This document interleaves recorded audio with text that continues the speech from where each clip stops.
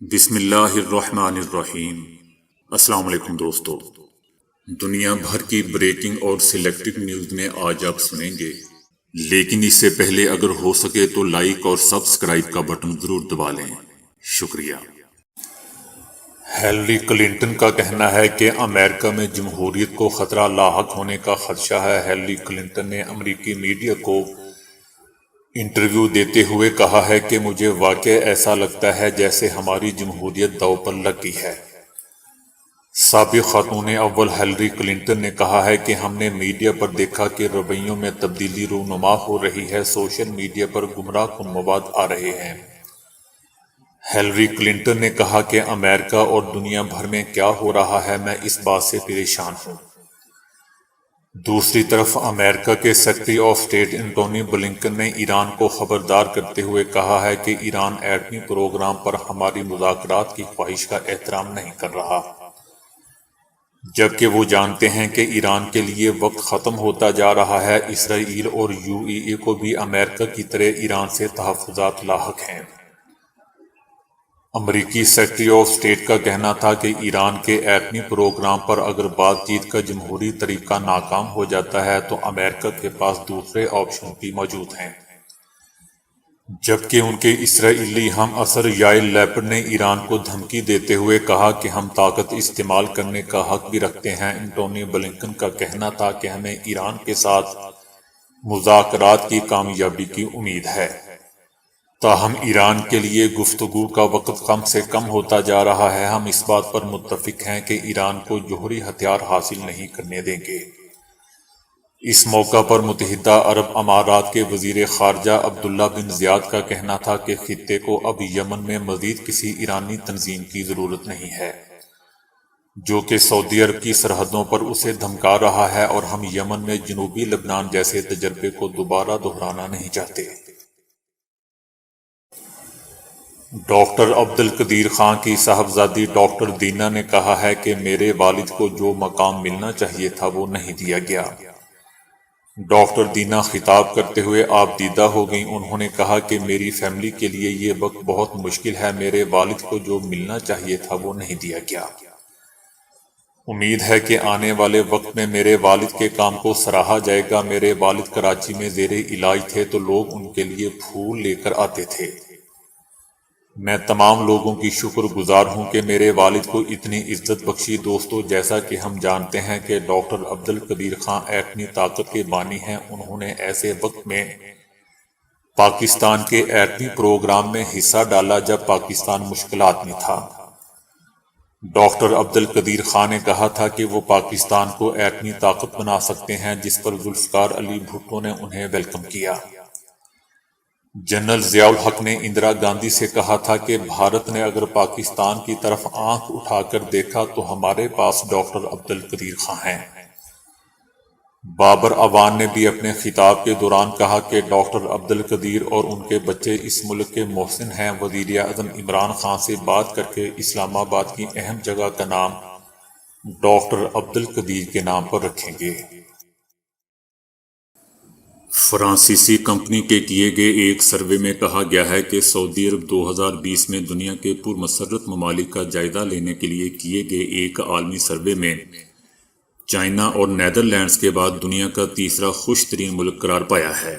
یہ survey France میں قائم مارکی ریسرچ کمپنی IPSOS نے کیا۔ چین اور نیدرلینڈ میں ہر 10 میں سے 9 افراد نے خود کو بہت یا قدرے خوش قرار دیا، جبکہ سعودی عرب میں ہر 10 میں سے 8 افراد نے خود کو خوش قرار دیا۔ سعودی عرب کے بعد فرانس، کینیڈا، آسٹریلیا، برطانیہ، سویڈن، جرمنی اور بیلجیم بالترتیب 4 سے 10 نمبر تک دنیا کے خوش ممالک ہیں۔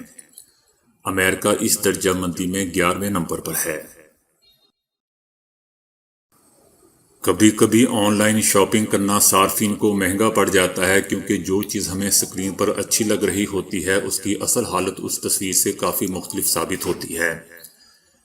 لیکن حال ہی میں ایک جوڑے کے ساتھ انوکھا ہی واقعہ پیش آیا۔ انہوں نے آن لائن ایک پالتو بلی آرڈر کی اور انہیں اس پالتو بلی کی جگہ چیتے کا بچہ موصول ہوا۔ فرانس سے تعلق رکھنے والے اس جوڑے نے آن لائن 6,000 یورو کے حوض ایک بلی منگوائی جس کی نسل کا نام سوا کیٹ تھا۔ جوڑے نے بتایا کہ اس بلی کے ساتھ ایک ہفتہ رہنے کے بعد انہیں شک ہوا، جس کے بعد وہ اس بلی کو فوراً جانوروں کے ڈاکٹر کے پاس لے گئے، جہاں ڈاکٹر نے جانچ کے بعد انہیں بتایا کہ یہ ایک سومترن چیتے کا بچہ ہے۔ سومترن چیتے کو کوئی بھی شخص 200 نجی حیثیت سے نہیں خرید سکتا، جبکہ اسے کاغذی کارروائی کے بغیر بھی کہیں نہیں لے جایا جا سکتا۔ دوسری جانب سوا نسل کی بلیوں کو پالتو جانور کے طور پر پالا جا سکتا ہے۔ جیسے ہی دوستو یہ معاملہ حکام تک پہنچا تو چیتے خریدنے والے جوڑے سمیت 9 مشتبہ افراد کو حراست میں لے لیا گیا ہے۔ سائنس سے اب ثابت ہوا ہے کہ ذہنی تناؤ سے بالوں کے سفید ہونے کا عمل بہت تیز ہو جاتا ہے، لیکن اچھی خبر یہ ہے کہ تناؤ کم کر کے بالوں کو تیزی سے بوڑھا ہونے سے روکا جا سکتا ہے۔ کولمبیا یونیورسٹی کے Vagelos college of physician and surgeon سے وابستہ ماہرین نے پہلی مرتبہ بہت بڑی تعداد کے ثبوت پیش کیے ہیں جو نفسیاتی تناؤ اور بالوں کے سفیدی کا تعلق بیان کرتے ہیں۔ لیکن سائنسدان یہ جان کر حیران رہ گئے کہ جیسے ہی تناؤ کم ہوتا ہے تو بالوں کی سیاہی لوٹ آتی ہے۔ یہ تحقیق 22 جون کو لائف نامی ریسرچ جرنل میں شائع ہوئی ہے۔ اس تحقیق سے معلوم ہوا ہے کہ انسانی عمر رسیدگی کوئی ناقابل تلافی یا جامد حیاتیاتی عمل نہیں، بلکہ اسے روکا یا وقتی طور پر پلٹایا جا سکتا ہے۔ جب بالوں کی جڑ فولیکل کھال کے نیچے ہوتی ہے تو نفسیاتی دباؤ کے ہارمون اس پر اثر ڈالتے ہیں اور یہ عمل مستقل ہو جاتا ہے اور سفید بال ہی نمودار ہوتے رہتے ہیں۔ اسے مزید سمجھنے کے لیے تحقیق میں شامل سائنسدانوں نے کچھ رضاکاروں کے بال جمع کیے اور ان سے دماغی تناؤ کے بارے میں بھی پوچھا گیا۔ ہر رضاکار سے دن اور ہفتے میں تناؤ کی شرح کو مختلف پیمانوں سے بھی ناپا گیا اور انہیں ایک ڈائری میں درج کرنے کو کہا۔ اس دوران انکشاف ہوا کہ بعض افراد کے سفید بال دوبارہ اصل رنگت کی جانب لوٹ آئے، اور جب تناؤ کی ڈائری سے اس کا موازنہ کیا گیا تو معلوم ہوا کہ اس عرصے میں وہ ذہنی تناؤ کے کم درجے کے شکار تھے۔ اس کے علاوہ کچھ رضاکار ایسے بھی تھے جو چھٹیوں پر تھے اور آرام کر رہے تھے۔ اس دوران تناؤ کم ہونے سے ان کے سر کے جو بال اگے وہ سفید کی بجائے اصل رنگت کے برآمد ہوئے۔ چائنا کی جانب سے انسانوں کی مریخ پر پہلی فلائٹ لے جانے کا اعلان کر دیا گیا ہے۔ China academy of launch vehicle technology کے سربراہ نے کہا ہے کہ مریخ سے متعلق آئندہ چینی منصوبہ 3 مرحلوں میں مکمل کیا جائے گا۔ اس مرحلے کے تحت روبوٹ اور خود کار آلات مریخ پر بھیجے جائیں گے جو وہاں کی مٹی اور آب و ہوا کا جائزہ لے کر ایسے مقامات تلاش کریں گے جہاں خصوصی انتظامات کر کے انسانی رہائش کو ممکن بنایا جا سکے گا۔ دوسرے مرحلے میں مریخ کے لیے انسان بردار پروازوں کا سلسلہ شروع کیا جائے گا۔ انہوں نے کہا کہ توقع ہے کہ مریخ پر عارضی انسانی رہائش کی تمام تیاریاں جلد مکمل ہو جائیں گی۔ دوستو، یاد رہے کہ خلائی تحقیق کے امریکی ادارے ناسا کی جانب سے مریخ کے لیے انسان بردار پرواز 2030 کے عشرے میں کسی بھی وقت ممکن ہے۔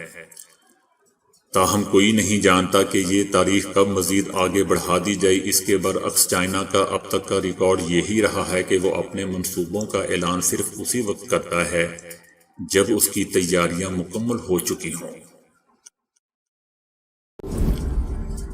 جے پور، بھارت میں دلہن والوں کی جانب سے باراتیوں کو کھانے میں مٹن کڑاہی پیش نہ کرنے پر دلہا بارات واپس لے گیا اور دوسری خاتون سے شادی کر لی۔